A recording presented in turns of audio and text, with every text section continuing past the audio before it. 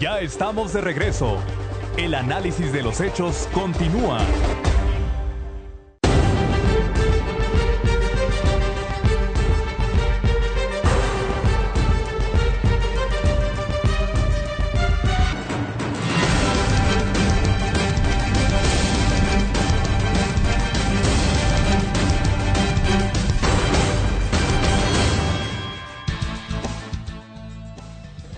Muy buenos días, amigos y amigas de Canal 10 y de Análisis Político. Qué gusto me da saludarles. Hoy es sábado, 21 de enero del 2012. Como siempre les transmito el saludo más que cordial del licenciado Rafael Herrera Piedra, el creador y director general de Análisis Político. Sean ustedes bienvenidos. Vamos a iniciar nuestro programa de este día con la visita de un hombre polémico, un hombre que genera debate allí donde se para, y podríamos estar de acuerdo con él o tal vez no podremos estar de acuerdo con sus palabras y sus puntos de vista. Estoy hablando del general Jorge Carrillo Olea. Hace una semana lo tuvimos aquí en la ciudad capital para presentar su libro México en riesgo, un país en riesgo. Hay que recordar quién es Jorge Carrillo Olea, pues nada más y nada menos que el director fundador del Centro de Investigación y Seguridad Nacional, el temible CISEN, en los años del presidencialismo priista, dependiente de la Dirección Federal de Seguridad. Hay que decir también, en el 93 el general Carrillo Olea fue el hombre a quien el gobierno de Carlos Salinas de Gortari le encomendó la custodia de un entonces muy joven capo de la droga del cártel de Sinaloa. Hablamos de Joaquín Guzmán Loera, el Chapo, y fue el general Carrillo Olea quien lo trajo desde Guatemala a nuestro país. Mucho es lo que hay que decir acerca de Jorge Carrillo Olea, pero también hay que decirlo, mucho es lo que él tiene que contar, pues no ha sido solamente un visor de la historia, sino que ha sido protagonista de la historia misma. E iniciamos nuestro programa de este día con una entrevista que nuestro buen amigo David Mendívil le hizo al general Carrillo Olea.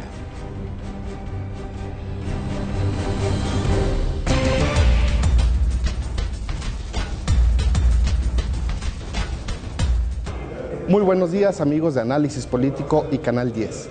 Es un gusto contar en este sábado con la presencia del general Jorge Carrillo Olea, quien ocupó diversos cargos durante 4 sexenios de nuestro país.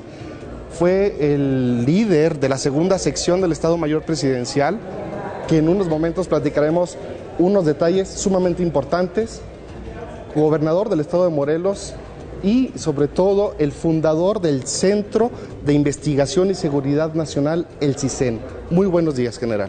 Pues muchísimas gracias por su invitación. Última etapa de mi gratísimo viaje a esta placentera, bella, tranquila, gratísima ciudad de Durango.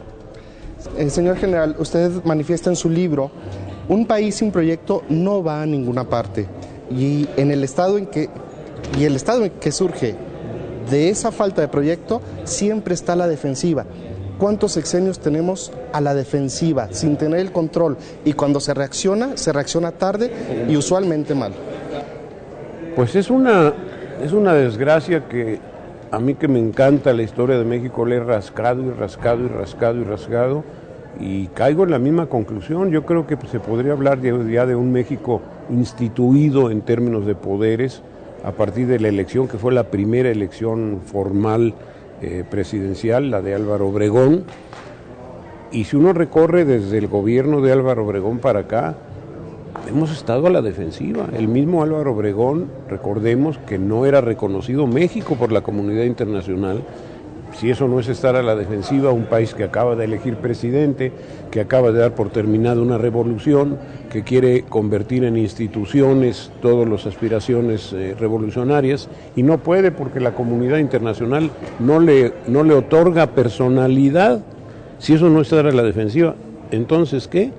General Carrillo, usted es un hombre que prácticamente fundó la inteligencia en el país. Cuando usted llega a la segunda sección del Estado Mayor Presidencial, que era la encargada de la inteligencia, vio que no había prácticamente nada. Quizá ahí empieza a reconocer la necesidad de la información para la toma de decisiones. Usted ya no se dedica a eso, pero tiene toda la experiencia del mundo en inteligencia. En la actualidad, el aparato de inteligencia del crimen organizado está más avanzado que el del propio gobierno, porque vemos antenas de radio sofisticadas que usan los Zetas, aparatos de información, halcones, informantes, pareciera que siempre van un paso adelante de los cuerpos de seguridad. ¿La inteligencia, pues, del crimen organizado es más fuerte que la del propio Estado? Yo le contesto con una evidencia. Las fuerzas, y que tiene que ver un poquito con el Estado a la defensiva, un muchito con el Estado a la defensiva. Observemos en el periódico de los pasados 30 días o 60, las actuaciones de las fuerzas de seguridad, llámese Ejército, Marina, policías federales o locales, siempre actúan como respuesta. Siempre actúan en respuesta de... ¿Cierto o no es cierto? Nunca van ese paso adelante. Nunca van un paso adelante, siempre es respuesta. Otra vez, un Estado a la defensiva. Estamos a la defensiva. Que unos narcos, que no sé qué, que no sé dónde, que en Parral, que órale, muevan de aquí 1000 gentes y no sé qué, y los aviones impactantes y se bajan las gentes vestidas de Darth Vader, ¿verdad? Y guau. Estamos otra vez respondiendo a algo que inició otra gente. ¿Por qué? Porque tiene más inteligencia que nosotros. Quizá uno de los problemas más grandes de México es que nunca ha tenido un proyecto que vaya más allá de un sexenio. Así es. Este año es un año de vital importancia para nuestro país. ¿Usted cree que alguno de los candidatos pueda tener la visión para tener un plan más allá de sus 6 años, que sea un plan real para México? Yo creo que necesita el país un estadista, no un presidente, no un jefe de gobierno, un estadista que tenga además la conciencia de que para bien y para mal su sexenio, el sexenio 12-18, y al decir 18 estamos hablando ya de la tercera parte del siglo. Cuando termine este sexenio, ya estamos pegándole a la tercera parte del siglo. Es un sexenio definitorio para el siglo XXI mexicano. Y esa es una situación que los actuales candidatos debieran tener muy enfrente. Su problema no es el problema y el otro. Sí, definitivamente la educación, la salud, la seguridad, el seguro social. Sí, claro que sí. Pero antes que todo eso, tener un proyecto de remontar por este país maravilloso que se llama México, una entrada triunfal, una entrada promisoria al siglo XXI. Entrar mal al siglo XXI verdaderamente es de una circunstancia catastrófica.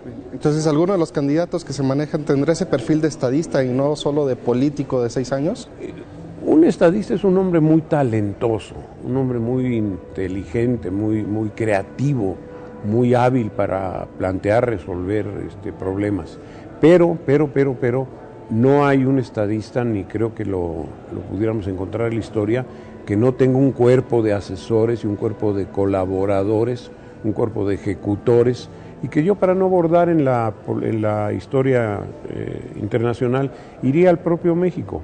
Nosotros tuvimos un presidente que dicen, yo no hago juicio sobre eso, que era muy simpático, que muy agradable, que guapo, que mujeriego. Ese era el atractivo que tenía el presidente López Mateos, ¿verdad? Muy inteligente, lo dudo. ¿Inteligente? Sí, seguramente que sí. Tan es así que llegó a presidente. Pero ¿cuál fue la gran maravilla que le hizo trascender a ese sexenio? Un cuerpo de colaboradores que no se ha repetido. Nunca hemos vuelto a tener un Manuel Tello en Relaciones Exteriores, nunca hemos vuelto a tener un Torres Bodet en Educación, nunca hemos vuelto a tener un Álvarez Amézquita como secretario de Salud, y bueno, se me olvidan, la memoria me falla. Entonces, el presidente que vaya a ser debe tener un gesto de humildad, medir con toda honestidad sus capacidades propias, personales, acotarlas y decir, este es el capital del que dispongo, pero lo tengo que multiplicar por 1000. La manera de multiplicarlo por 1000 es con un poco de humildad, llamar a los mejores mexicanos y no, como lo hemos visto en los últimos sexenios, un sectarismo total. Que el que no piensa como yo no entra, el que no cree en lo que yo creo no entra, el que no está dispuesto a tal. Yo vi, en los tantos años de observar el gobernar, ¿cuántos secretarios de Estado no estaban de acuerdo con el presidente? ¿Y cuántas veces el presidente no estaba de acuerdo con sus secretarios? Y había unos enfrentamientos dialécticos, inteligentes, políticos, sensatos, hasta que se llegaba a una verdad. Eran presidentes a los que se les podía contradecir, se les podía argumentar y decirle, señor, yo además de ser secretario de Estado de Recursos Hidráulicos, soy su principal asesor en la materia. Usted no sabe tanto como sé yo de recursos hidráulicos, déjeme darle mis puntos de vista y después usted decide. Eso se acabó, eso no se ve más. ¿Ese debate se sustituye por el sí, señor? Por el sí, señor. ¿Qué horas son? Las que usted diga, señor presidente, ¿no? O sea que necesita el nuevo gobernante, quien sea, digo, hacer una evaluación de sus propias capacidades, de su propia riqueza y convocar a un grupo de colaboradores que la verdad de las verdades es muy temprano para hacer juicios, es muy temprano, pero yo hasta donde este tiempo lo permite, yo empiezo a ver otra vez un sectarismo, un grupismo, un amiguismo, un compadrismo que no nos va a llevar precisamente a sentar las bases del México del siglo XXI, del siglo XX.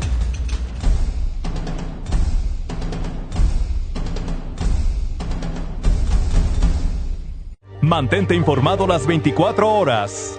Síguenos por internet. Análisispolitico.com. Continuamos.